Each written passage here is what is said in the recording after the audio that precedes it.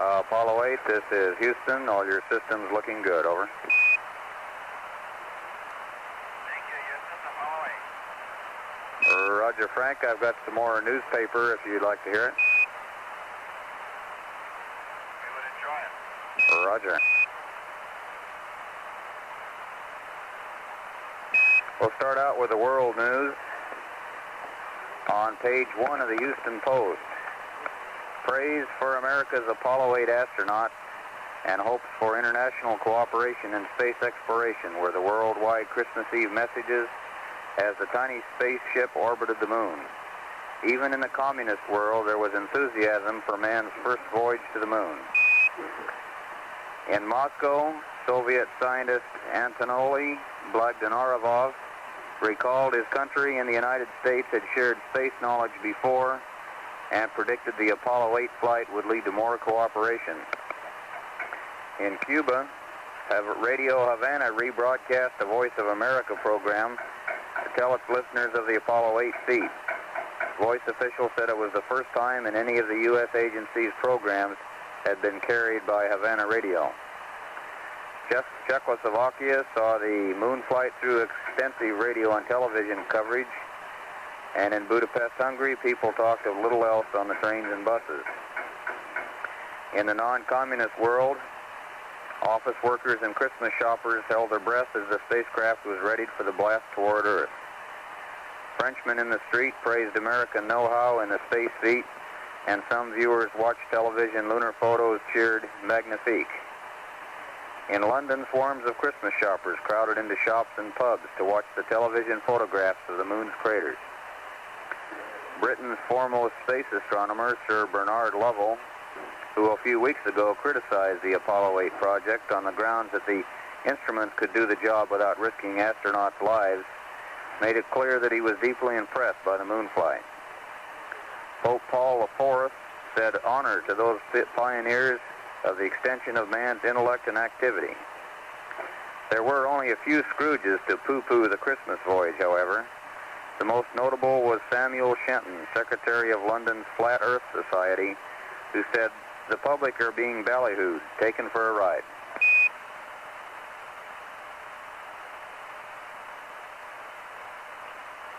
How's that grab you, Frank?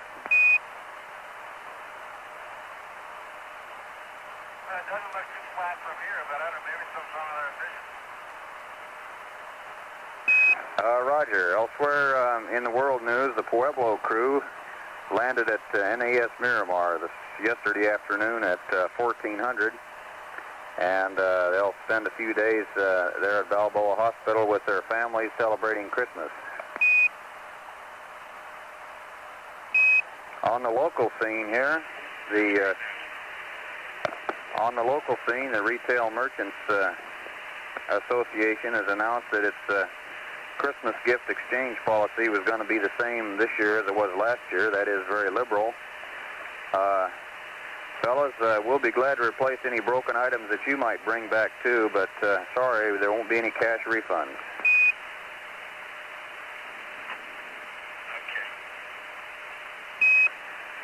Another little bit of local news, the county courthouse of Huntsville burned down before dawn yesterday, so looks like they're going to go into the construction business there again.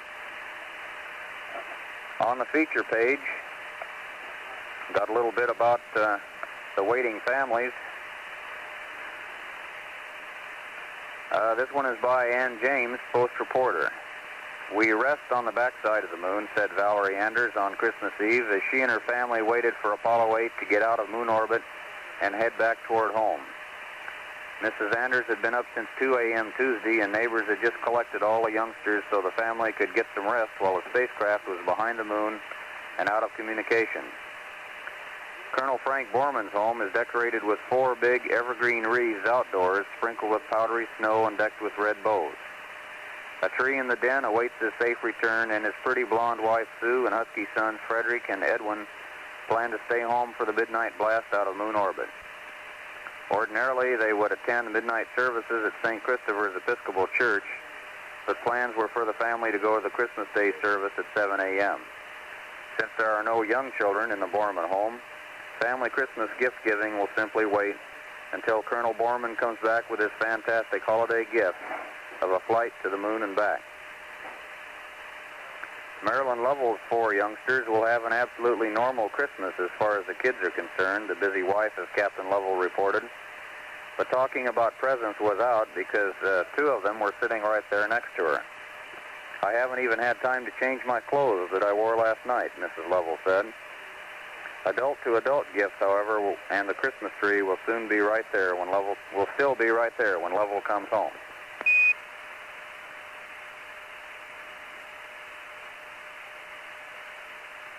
Here's a good one on the action line. There's a little letter to the action editor. It says, "We intended to pay you Earthlings a surprise visit by flying saucer last night. We got scared off by some crazy antics of a fat man in a sleigh and 3 guys in a rocket-powered bucket drag racing around the moon. Is that any way to run a planet? Signed, the boys from Mars."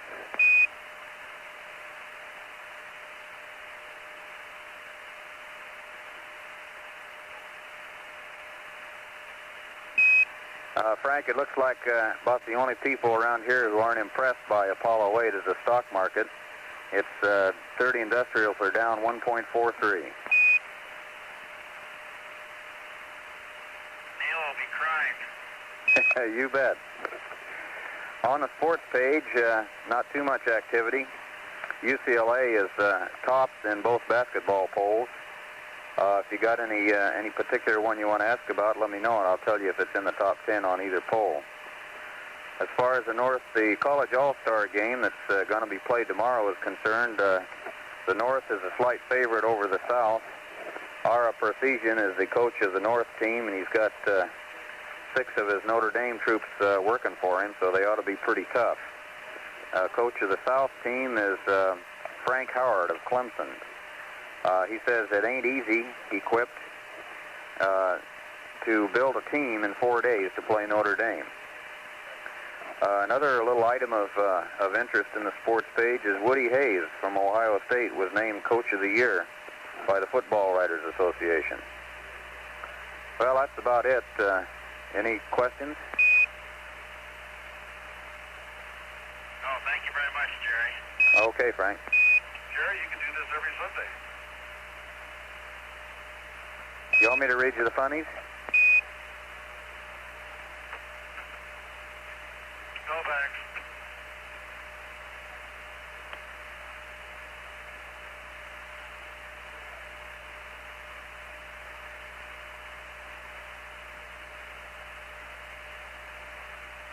Hey, Frank, did you get the word that Fred made all-district football team? Yes, thank you. I heard about that before they lift off. Yeah, I thought you'd heard about that. Now back to the workaday. We need a This is Apollo Control Houston at 96 hours, 35 minutes into the flight of Apollo 8. Apollo 8 now 185,675 nautical miles away from Earth. Its velocity relative to Earth now reading 4,071 feet per second. During the past several minutes, Jerry Carr has been passing along the second edition of the Deep Space News Roundup. That, along with some earlier conversation, we'll play to you now. Houston, Apollo 8. Apollo 8, Houston, go. Jerry, in a little while, I'd like to try out a little P37 exercise based on a minus MA. I'll just run one through, and maybe we can get a solution from the ground and see how they compare. Okay, Jim.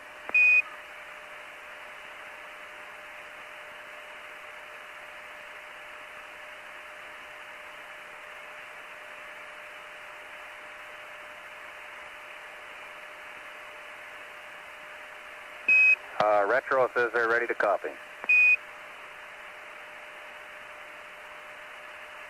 Roger.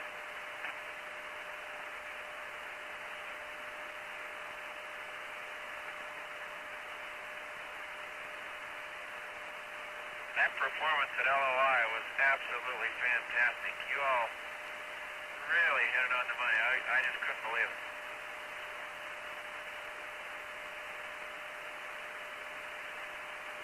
Roger, thanks. Kind of surprised us, too. Uh-oh.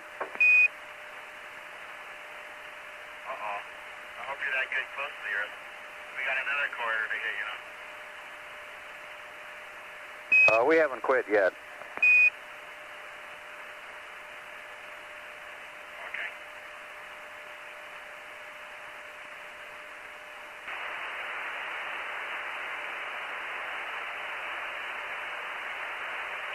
Houston, Apollo 8. Apollo 8, Houston, go. We'd like to use the computer now. If you don't need it, we'll send you in up here. Roger, Jim, it's yours. Thank you. If you can switch it down there without verb 64, we'll go ahead and do it.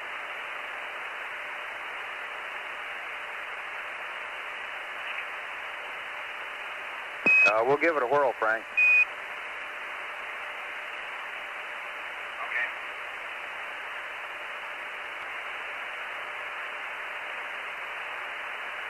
Fans are all the big moment start. Roger, thank you, Frank.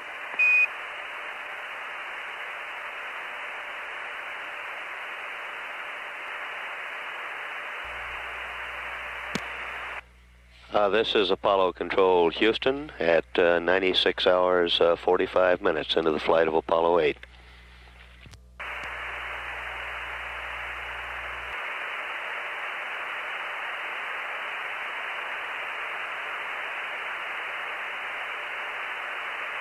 You're still using the pitch in the offer for TTC of 10 and 45, aren't you?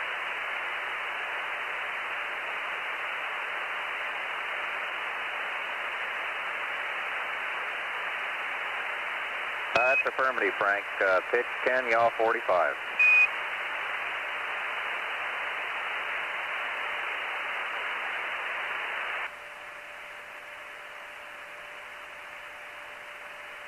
Apollo 8, this is Houston with a battery status report. Go ahead, we were just talking about the batteries. Roger.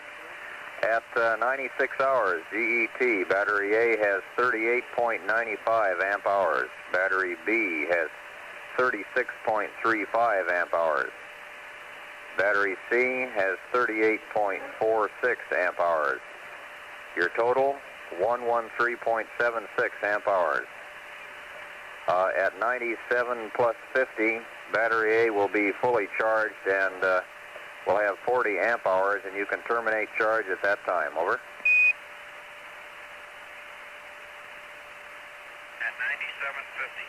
97.50. Rog.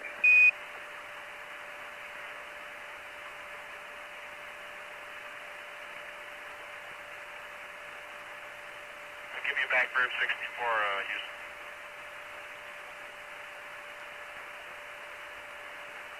Houston. Apollo 8, Houston, say again. We gave you back verb 64, and I wonder if you could have guidance figure out a quarter correction at 114 hours for us with a minus 648 gamma. Okay, Jim, we copy, and we see we've got the now verb 64 back. We'll be back with you in a minute. Roger. Station open.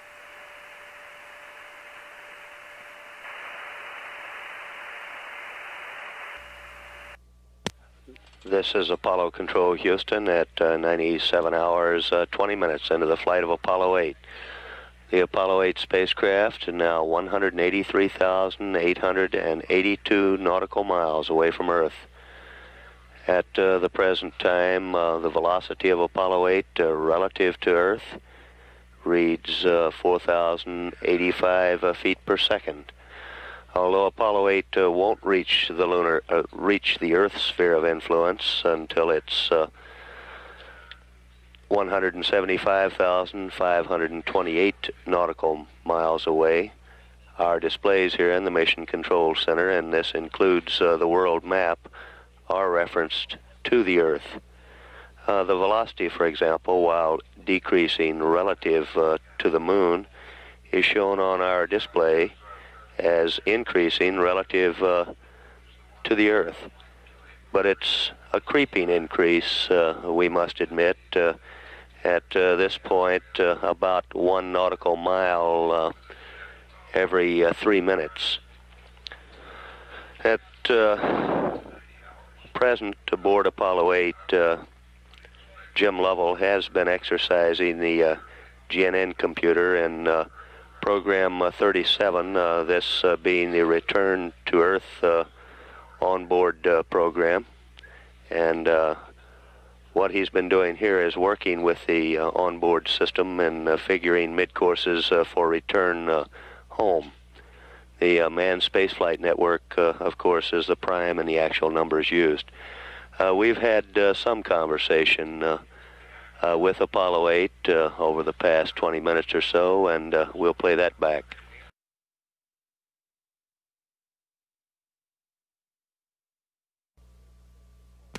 Apollo Control, Houston.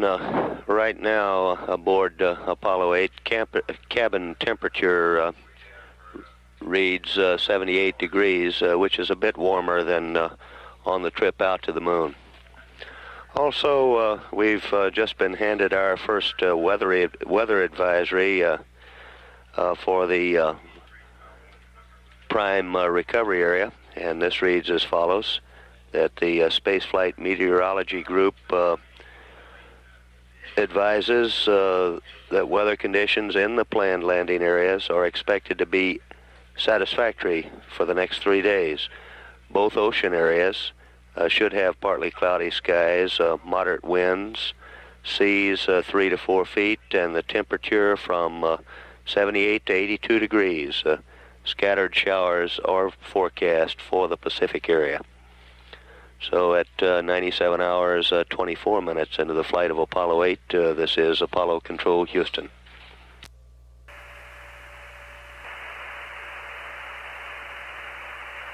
Apollo 8, Houston, over.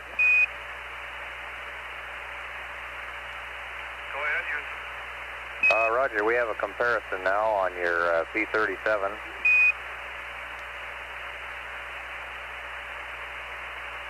Roger.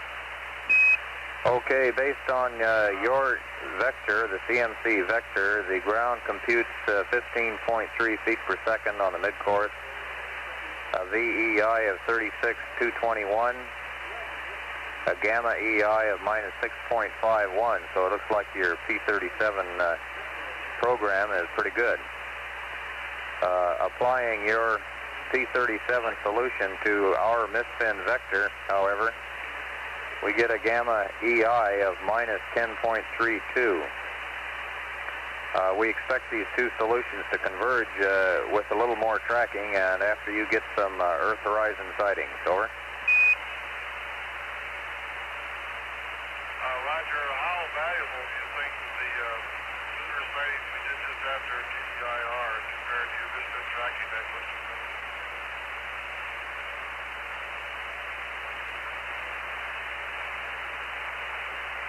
Apollo 8, Houston, repeat your question, please. Roger, I was kind of curious of the value of onboard tracking using P-23 close to the Moon as regards to misspin tracking that close to the Moon. I think there might be a trade-off where onboard navigation that close to the Moon might be a little bit better than misspin since you don't have the TDI.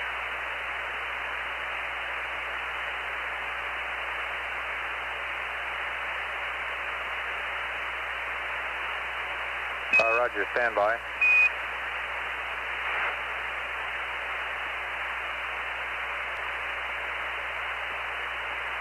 Apollo 8, Houston. Go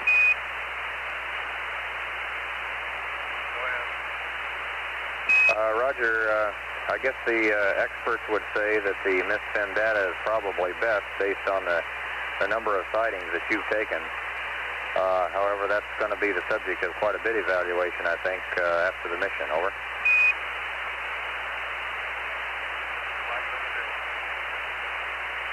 Roger, Jim. Be advised that we're beginning to read you very weak and with a rather loud background noise.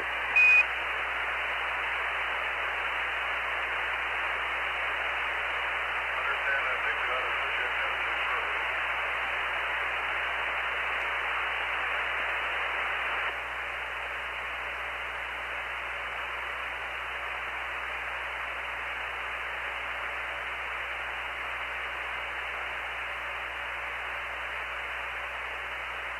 Apollo 8, Houston, how do you read now?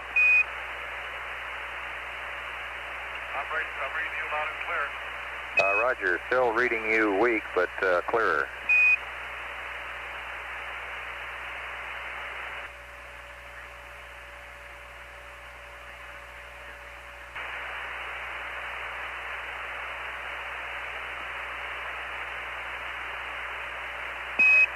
Apollo 8, Houston, you can turn off the battery charger, over.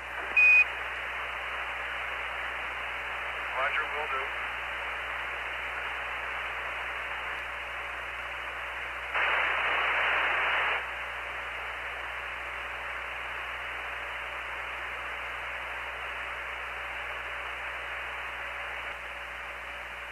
do. This is Apollo Control Houston at 98 hours into the flight of Apollo 8.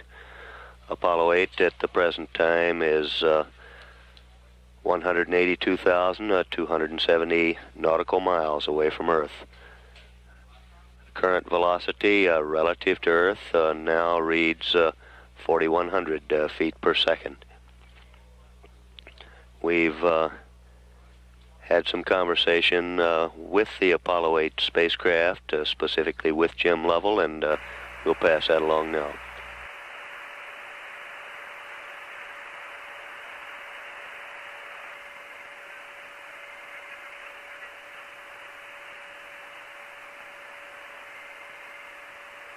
Apollo 8, Houston. Go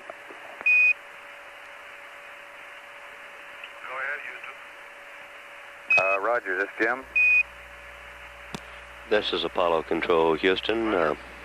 Roger, Jim. What you heard was the ground via Jerry Carr quiet, says Maryland. talking to Jim Lovell aboard the spacecraft, Apollo 8, critiquing the P37 return to Earth onboard computer program. Meanwhile, here in Mission Control, we have switched our space digitals display to reference the moon again. Yeah, relative to the moon, our altitude shows that we're 26,049 nautical miles away from the moon at the present time. Okay. And our velocity, this is velocity relative to the moon, reads 4,871.6 feet per second. When he's ready, I've got a message for him. And at 98 hours, 5 minutes into the flight of Apollo 8, this is Apollo Control Houston. Real good, Jim. Santa Claus struck last night before I came in here on the shift, and I guess we'll finish off the unwrapping this morning when I get back. Right, he was looking for a chimney on 103 here, but he didn't see any.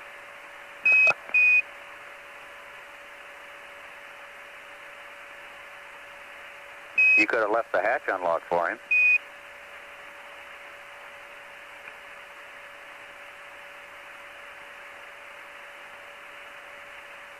I'll think about that one. Think real hard, Jim.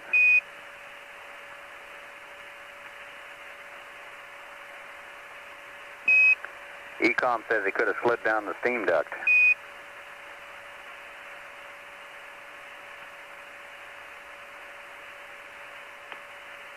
Sounds good about that time, Bill. It was boiling water.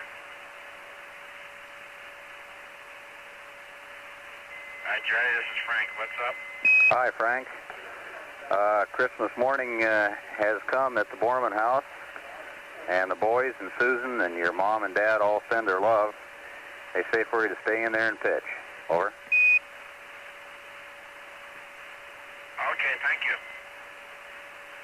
Please reciprocate for me. Sure will, Frank. Frank, when Bill wakes up, give me a holler now. I've got a message for him, too.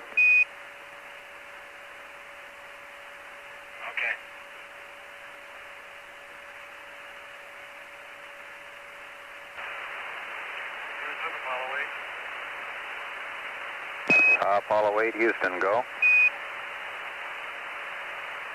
Roger, are the guys and boys busy this morning?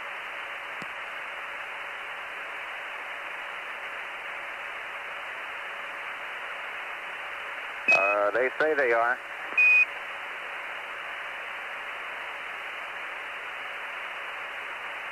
Well, I just worked out an answer to move my landing longitude 30 degrees east, and I just wanted to compare with what they got. Based on the same burn time, 114 hours, and based on the bias impact longitude determined from the P37 which you saw. I'm indicating that I needed a 600 foot per second delta VC burn plus, and my delta VX changes to a minus 11.6 feet per second. I'd like to have verified if I could. Roger, Jim. Stand by. I'll see if they copied all that.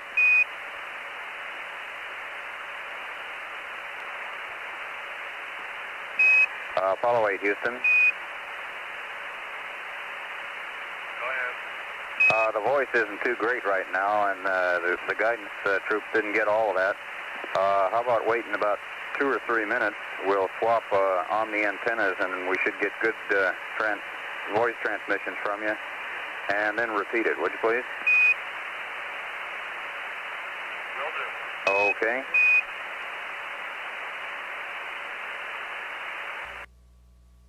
This is Apollo Control, Houston, at 98 hours, 21 minutes, now into the flight, Apollo 8. Our space digital displays now again referenced to the Earth, Our distance away for Apollo 8, distance away from the Earth at this time, 181,428 nautical miles. Current velocity relative to the Earth, 4,108.5 feet per second. Capsule communicator Jerry Carr has just passed along family Christmas messages to 2 of the Apollo 8 crew members, Jim Lovell and Frank Borman, and we'll let you listen. Apollo 8, Houston. How do you read? Over. Not clear. Roger, we're reading you much better now. Jim can go ahead with his transmission to the guidance troops. They have one question before he starts. They'd like to know what his GRU was at TIG, 114 hours. Over. Roger, wait one. The GRU at TIG was plus 07972. Roger, plus 07972.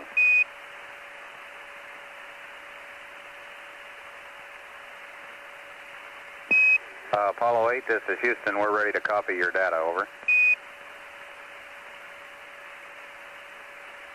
Houston, based on the P37 with minus MA solution, I got an impact longitude of minus 160.95. I biased it to get an impact longitude of 163.75. Now I wanted to change my impact point 30 degrees to the east, and I tried to determine what my P30 burn parameters would be to do this, and I got a delta VX burn of a minus 11.6 and a delta VZ of plus 600, delta VY of 0. Now that changed my previous delta VX burn from minus 15.2. I just want to know whether that meets with their approval.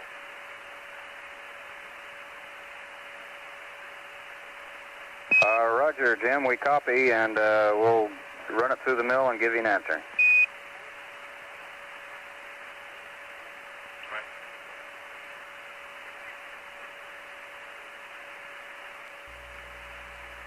Apollo Control, Houston, at 98 hours, 28 minutes into the flight of Apollo 8. Apollo 8, Houston. Go ahead, Houston, Apollo 8. Apollo 8, this is Houston with a flight plan update. Go ahead. Roger. At 100 hours, 30 minutes. Change star number 02 from 1 set to 2 sets. Over. Roger, star 02 from 1 set to 2 sets. Roger. Also, step number 2, set number 2, change star number 11 to star 7. Over. Roger, 11 to 7. Roger. And then after star set number 3, initiate PTC again. Pitch 10, yaw 45. Over. Pitch 10, yaw 45. Roger. Then at 101 hours, 30 minutes, delete the Earth horizon settings. Over.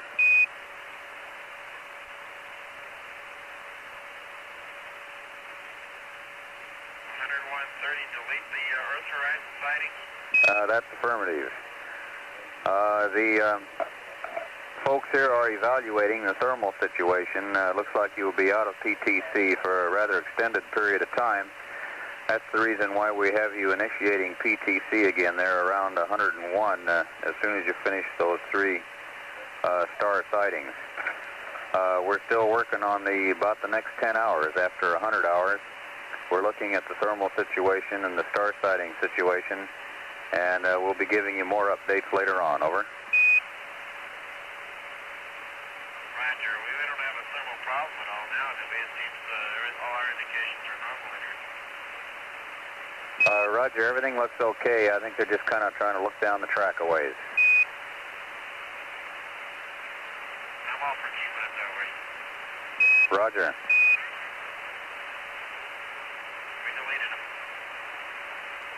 Okay.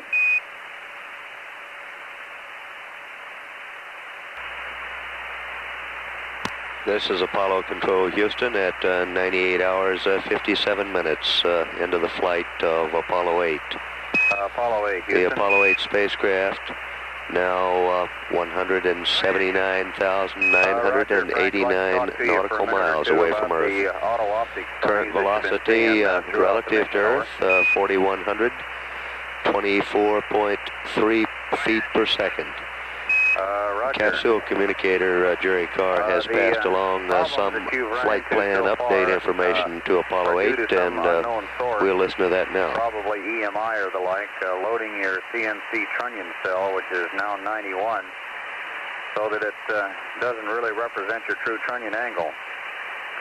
Now this loading problem we don't feel implies any decrease in the reliability of your CNC at all.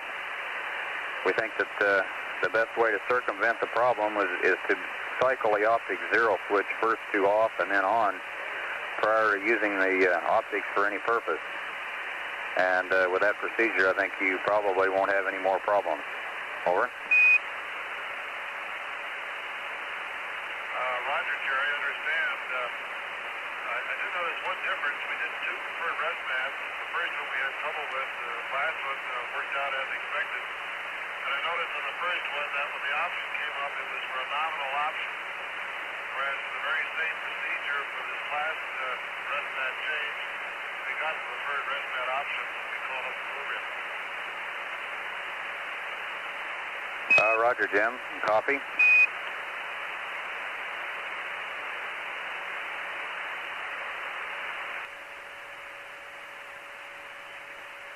Apollo 8, this is Houston with a comeback on your entry navigation calculations. Over.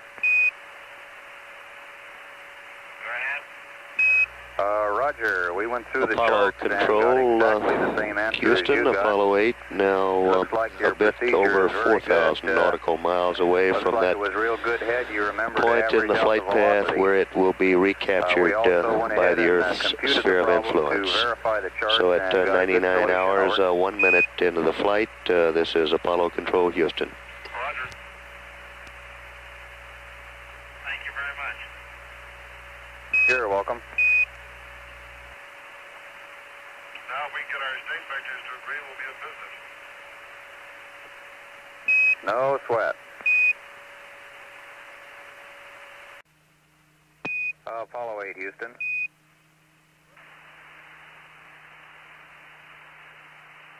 Apollo 8, Houston. Go ahead. Roger, Frank. Is Jim listening? Listening. Roger, on your question about the options, program 40 sets the preferred flag such that the next P52 will come up option 1. Subsequent alignments after that come up option 2. Over. All right, you understand. So 40, after we set it up for the TGI burn, put in option 1 for us. Roger. Now, concerning your restart that happened in lunar orbit, for the peace of mind of the computer people and the MIT folks, we have a question. Did verb 34 enter to flashing verb 51 in P22 cause your restart? Over. Yeah, that sounds like it was it. Roger. Thank you, Jim. That must be a no-no. Yes, that's a no-no. And that almost caused an unscheduled EVA, too.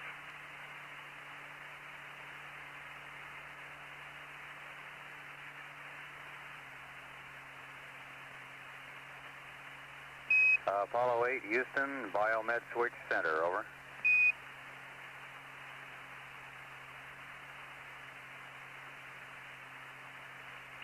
3, 2, 1, mark. Roger, your mark.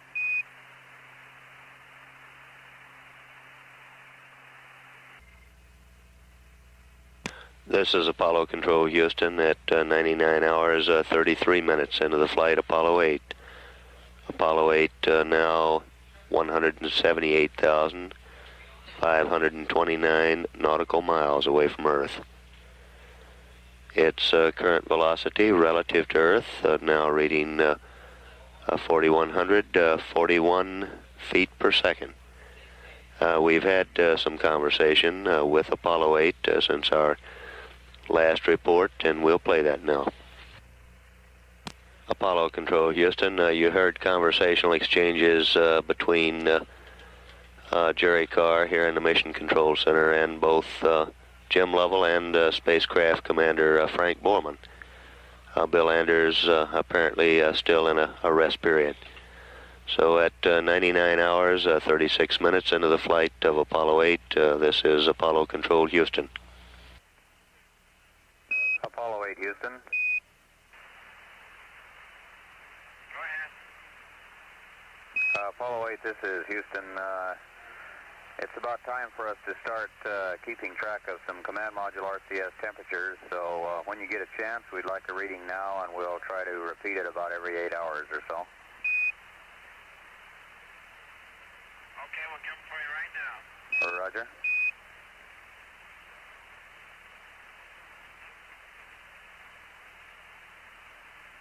You want the motor off the test meter, right? That's affirmative. Okay, 5C is pegged high.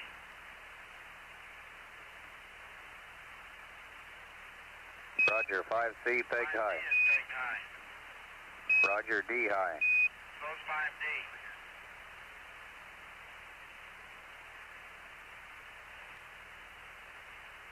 6A is high, 6B is high, 6C is 5 volts, 6D is pegged high.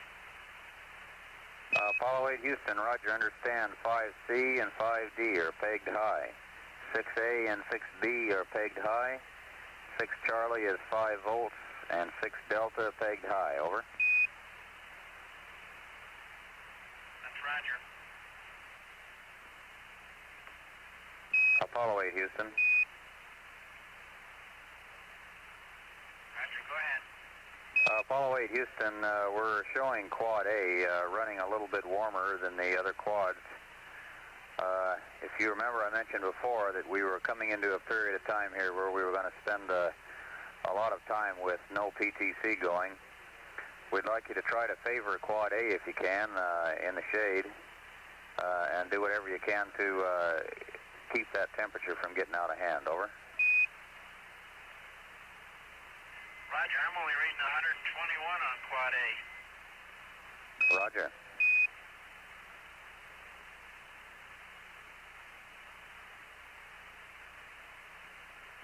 Quad C is the highest temperature we have. It's 142.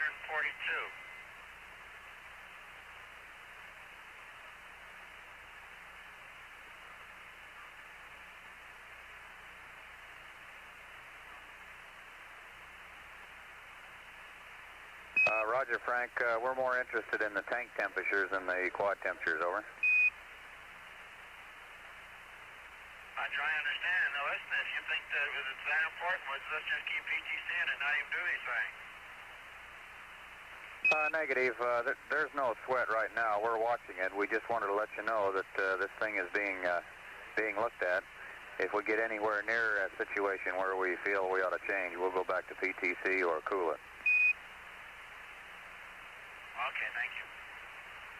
We'll do our best. It's kind of hard, though. You're sort of the subject of victim of geometry. Wherever the stars and the moon happen to be, that's where you point. Roger, we understand. We're going to keep an eye on it down here, and we'll keep you appraised.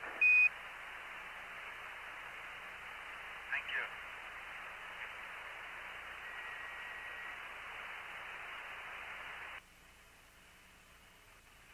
Apollo 8, Houston.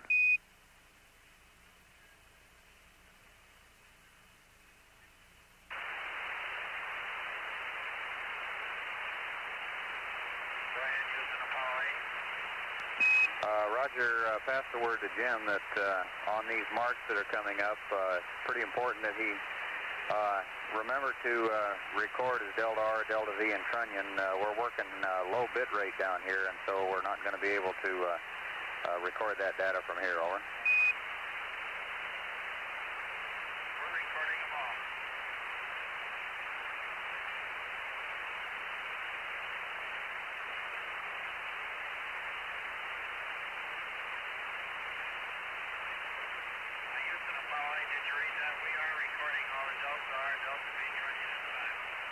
Roger, Frank, thanks.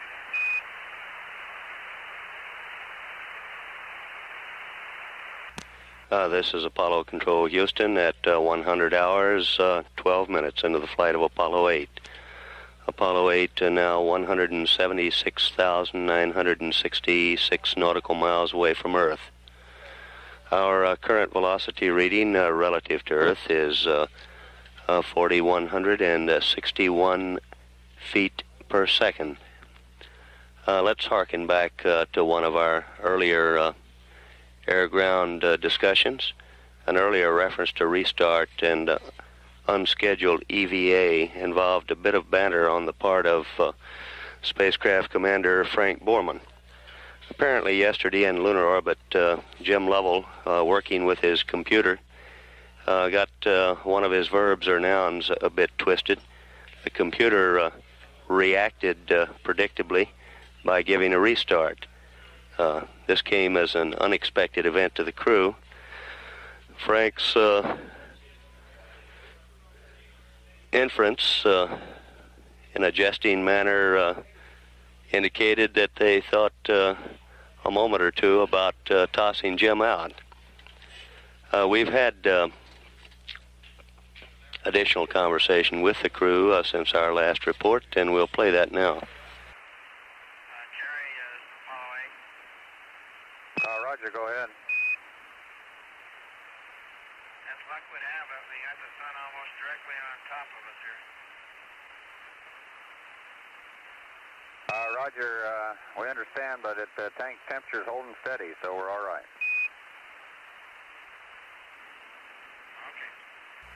This is Apollo Control Houston. The reference to quads there dealt with the reaction control subsystem engine quads. From the ground, we had a reading, or have a reading, on Quad A, which indicates it's a bit above the temperature level of the other quads, some 7 degrees. And we will be watching this and taking steps to balance the temperatures. So at 100 hours, 17 minutes into the flight of Apollo 8, this is Apollo Control, Houston.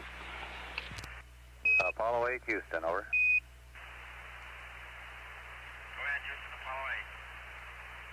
Roger, Frank. The helium tank temperature that we're watching on Quad A has only gone up 1 degree in all of this work that you're doing. So we don't consider it to be too terribly serious. What we'd like to do, as soon as you've finished this P23 work, is rather than go back into PTC, let's just roll her over 180 degrees and put Quad A on the cool side and hold it that way until your next activity comes up, which is around 102.30. Over. Okay, fine. Okay, Jerry, we're through with the program 23. We're just going to roll here to get the sun off Quad A then, if that's what you want. Roger, Frank. Good deal. It should be getting cool now, Jerry. Roger, Frank. So far, we haven't seen the temperature start back down again. We expect to see it, though. Houston, Apollo 8. Apollo 8, Houston, go. Roger, give us the word if you want us to maneuver back here before that time, would you please? Wilco. Thank you. Apollo 8, Houston.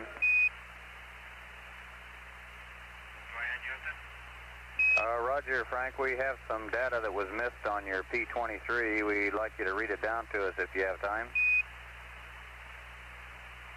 Roger, we will. Just a minute. Roger.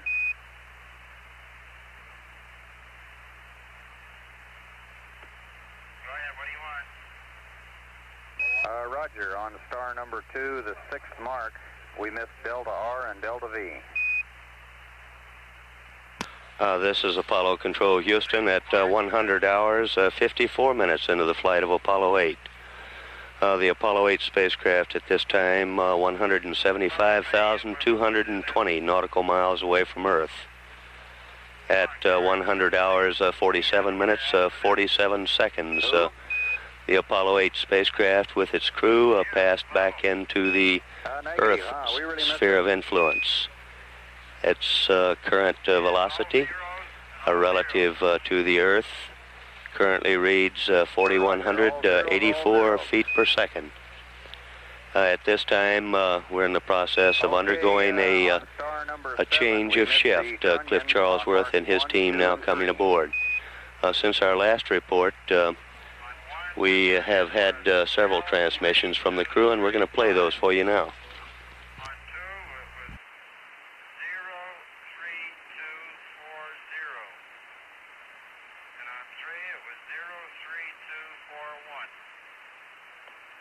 Okay, Frank, and then the last one is on star number 1. We missed a trunnion on Mark 5.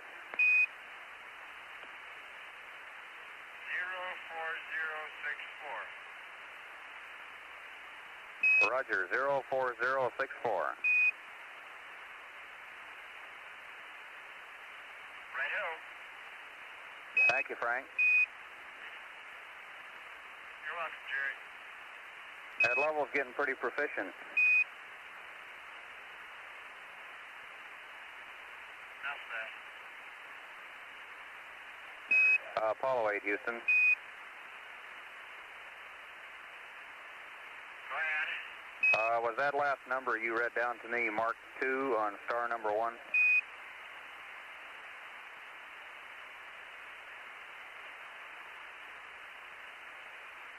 That's right. Star number 1, Mark 2. Roger, thank you.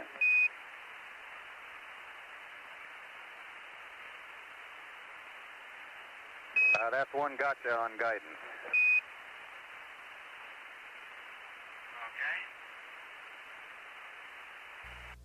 Okay. This is Apollo Control, Houston.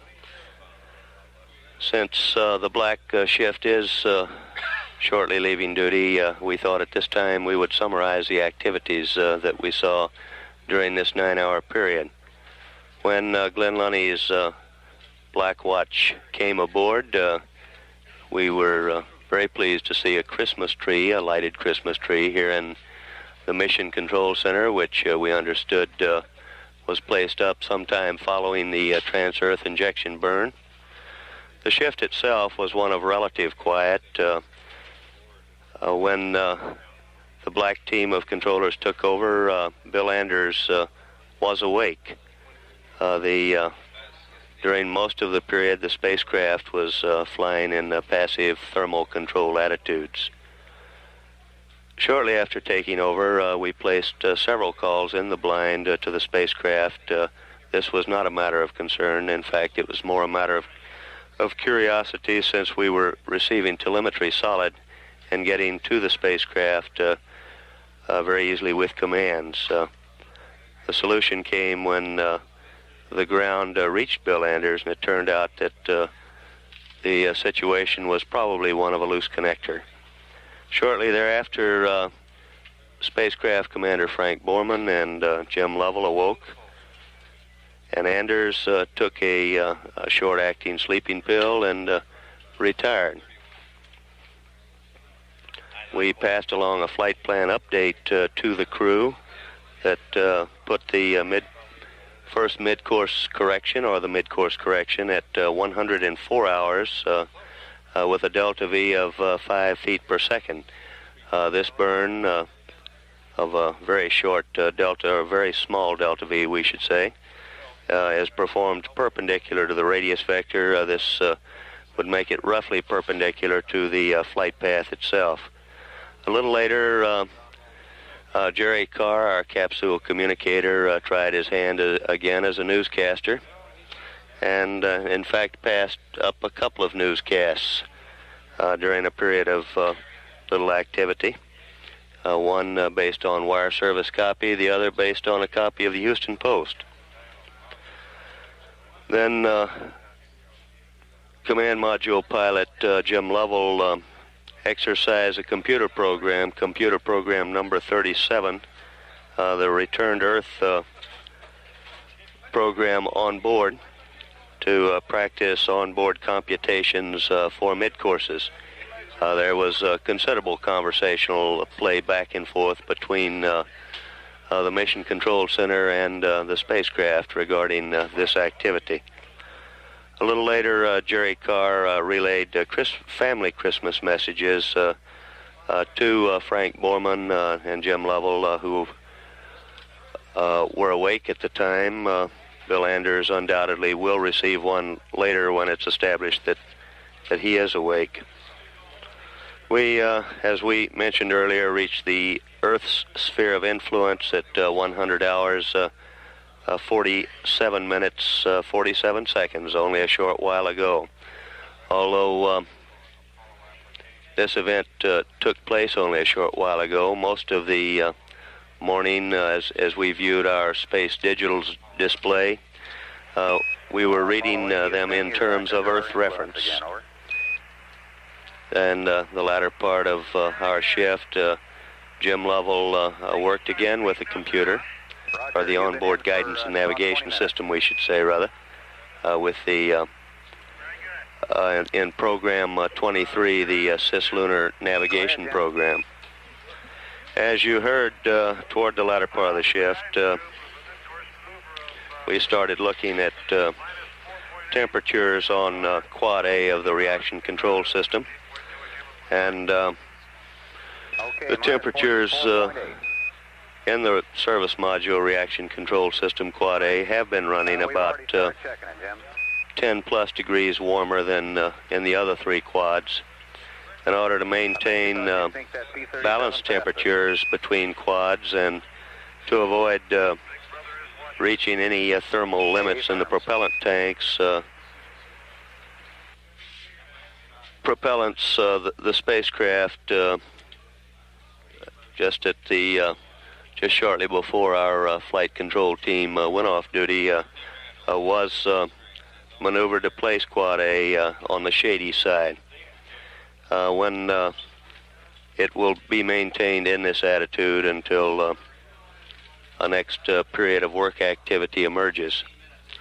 So, at this point, with no news conference or change of shift schedule, change of shift briefing scheduled, Flight Director Glenn Lunny would like to extend to all visiting newsmen from all parts of the country a very Merry Christmas.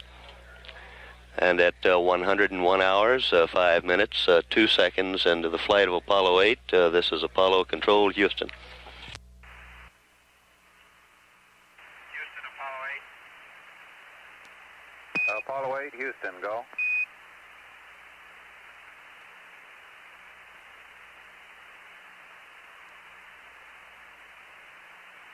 Apollo 8, Houston, go. I just wondered how temperature on Quad A tank is doing. We've seen no improvement as yet, Frank. How hot is it? 86 degrees.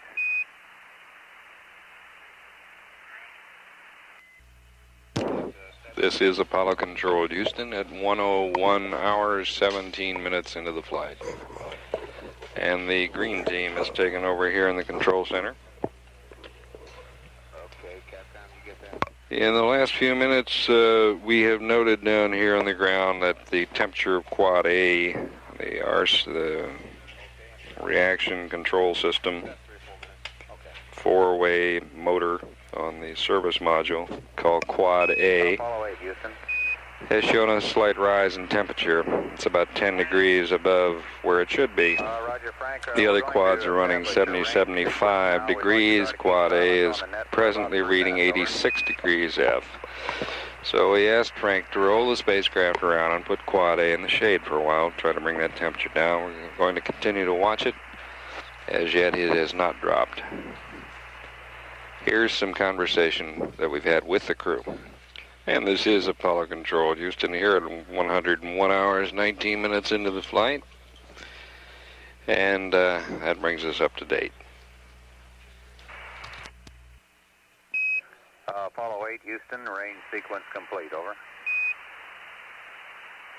you.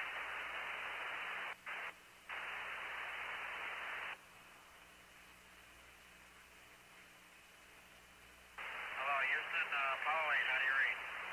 Apollo 8, Houston, loud and clear. Houston, how do you read Apollo 8? Apollo 8, Houston, loud and clear. How many? I wasn't reading you for a while. I'll read you loud and clear now. Roger, Frank.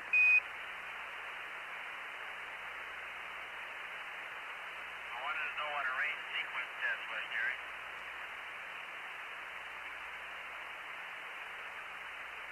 I was afraid you'd ask that. Stand by. Apollo 8, Houston. Go ahead. Roger, this range sequencing is a phenomenon that we get on down voice backup.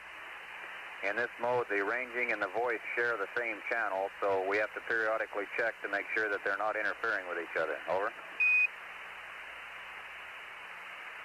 you.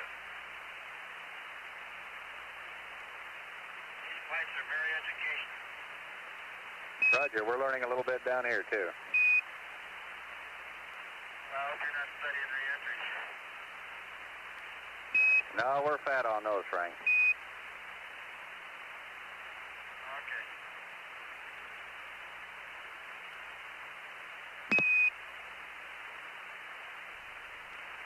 Apollo 8, Houston. Go ahead, Houston. Roger, Frank. We'd like you to go back into PTC now. Your helium tank temperature is still holding about the same, and we're going to try PTC to even things out. Over. Okay. You got to. This is Apollo Control, Houston, at 101 hours, 40 minutes. The Next television transmission is scheduled for 104 hours and 15 minutes. About 2.5 hours from now. That should make it about 3 o'clock Houston time. It's pretty close, and we'll refine that but later. The rise in Quad A that we noted earlier is not, it's no panic situation at all. All of it, it's about 10 degrees above where we plot that it should be.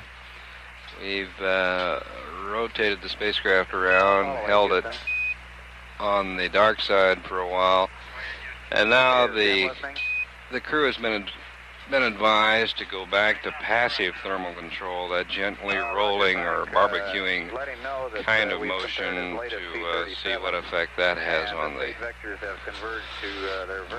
Quad A, which is still running at about 85 to 86 degrees. Here's the conversation which has developed over the last few minutes. Is that right, Jerry? Okay, I'll tell him. Thank you. Roger.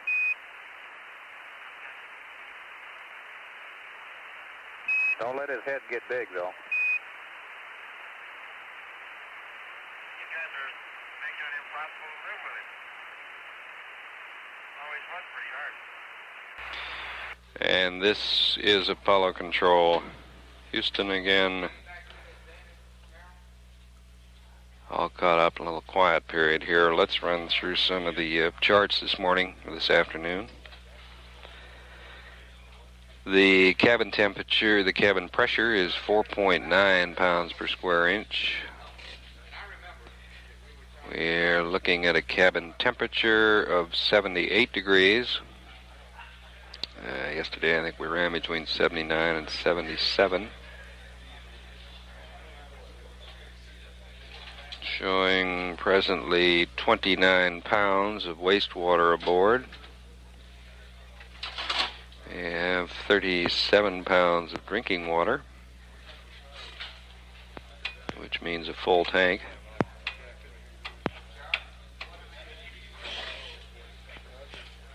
And our oxygen quantities are well up there. Oxygen quantity tank 1 is 68%. Oxygen quantity tank 2 is 68%. Hydrogen quantities 52% in tank 1, remaining 54% in tank 2. Great shape there. Temperatures on the cryogenic oxygen is minus 174, tank 1, minus 160, minus 187, tank 2, and in hydrogen tank 1 the temperature is minus 413 degrees Fahrenheit. Tank 2, minus 414 degrees. In the weight department, Apollo 8 continues to lose weight at a rather dramatic pace. Recall before we went into lunar orbit, just prior to our lunar orbit insertion burn, we weighed something on the order of 63,000 pounds. While orbiting the moon yesterday, we were down to 45,000 pounds. Today, after our trans-Earth injection burn, we are down to 31,739 pounds. And we'll continue to see that reduce as we get closer to home, and particularly when we drop that service module just prior to re-entry.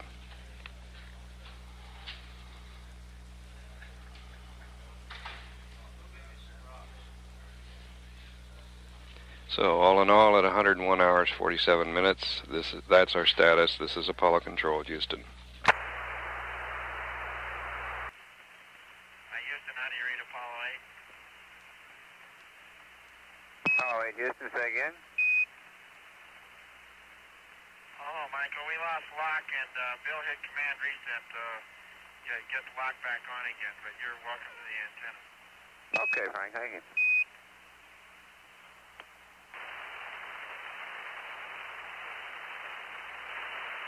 Houston, Apollo 8, over.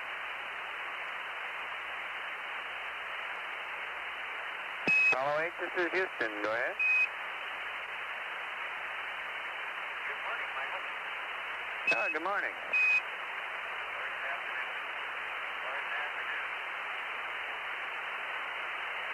Oh, wait, Houston, you got a lot of background noise and are about unreadable.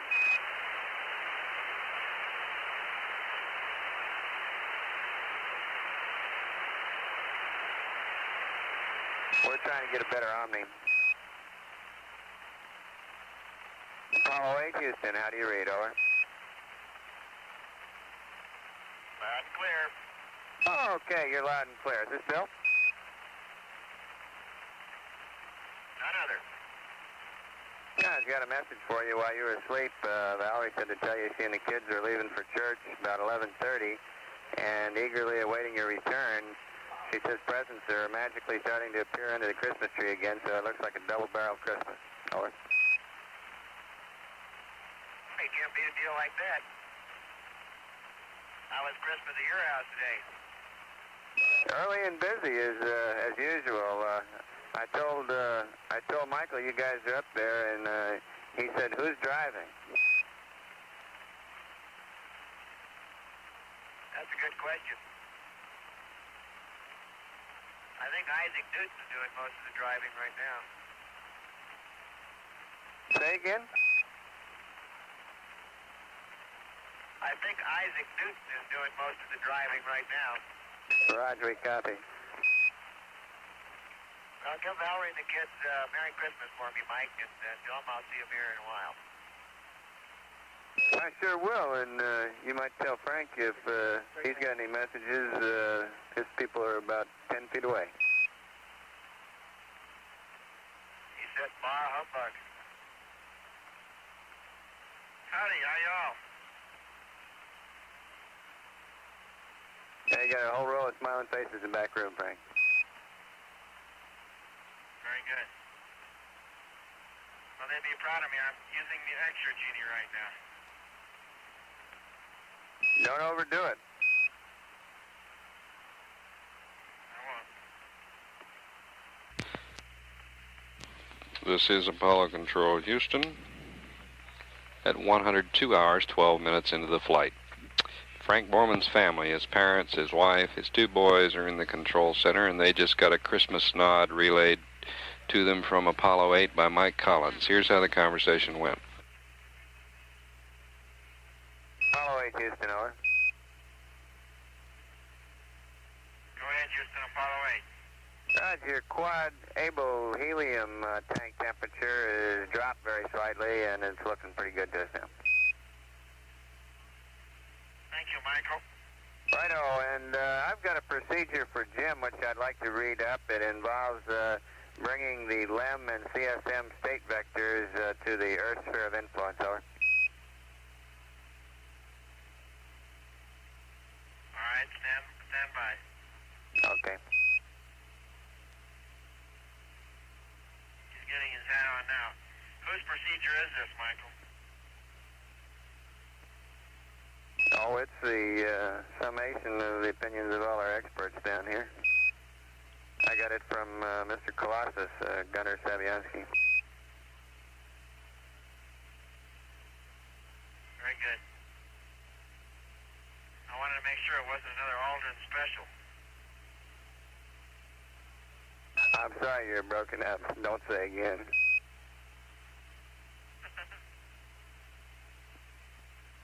Merry Christmas, Buzz. Yeah, Merry Christmas up there, Jim. I got a procedure for you when you're ready to copy. Okay, I just got on the headset. Just let me get a pencil and paper here, and I'll copy it. Okay. Okay, Mike. Okay, the purpose is to bring the LEM and CSM state vectors to the Earth sphere of influence. Step 1, verb 37, enter. 23, enter. Step 2, at noun 70, load in register 1, 2, and 3 the following numbers. Register 1, 0, 0, 0, 0, 2. Register 2, 5 balls. Register 3, 0, 0, 2, 1, 0. Step 3. Proceed on noun 70, noun 70. Step 4. Proceed on noun 25, 25. Step 5. Do not proceed on noun 18. Wait for 30 seconds, then do verb 37 enter, 0, 0 enter. End of procedure, over.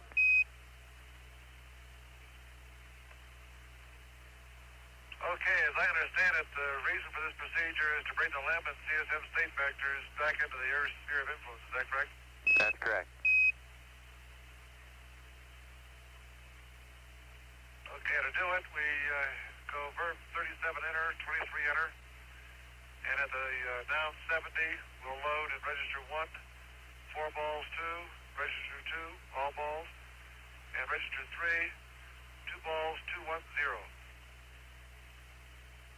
We'll proceed on noun 70, we'll proceed on noun 25, we will not proceed on noun 18, we'll wait 30 seconds, and we'll do a verb 37 enter, 0, 0 enter.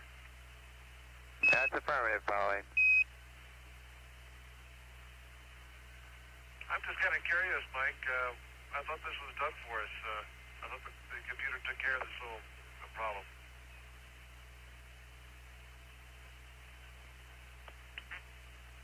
Roger. Normally it is done automatically, Jim. And had you done the P23s exactly as scheduled, it would have been. But there was some doubt. P23 was stopped about 7 minutes prior to the transition point, and just to be absolutely sure, we included this procedure. Over. Okay. Tell Buzz I can sure use his eye patch. Roger, understand. Yeah, I carried one on Jimmy 10, worked real well.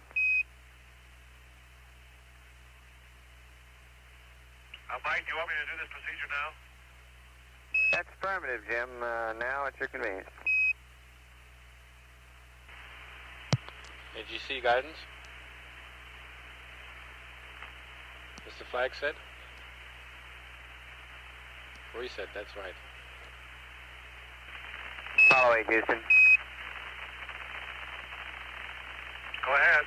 Roger, Jim. We copied your disky work there, and that's looking just fine to us now. Okay. Apollo Control, Houston here. 102 hours, 29 minutes into the flight. A couple of points we should mention. For one, Quad A, the temperature that we reported earlier up peaked at 86 degrees. It's now on its way down. It's dropped 1 degree. It's at 85. And that drop's taken place in the past 15 minutes. About 15 minutes ago, we went into passive thermal control, a gentle, slow roll that should distribute the sun's heat evenly. Quad D is reading 71 degrees, Quad C 76, Quad D, like dog, is 70. This temperature measurement comes from the helium tank, which pressurizes that particular quad. Could you stand by? We'll try to get you a better antenna. You're just about unreadable. We are planning a mid-course at a elapsed time of 104 hours. 104 hours even. It'll be a burn of 5 feet per second. 5 feet per second. We're also planning a television acquisition at 104 hours 15 minutes, which in relation to Houston time should be 3:06 p.m. Central Standard Time. Duration of the television pass is planned for 10 to 12 minutes. We do not know the content of the show. We have no scheduled plans for it.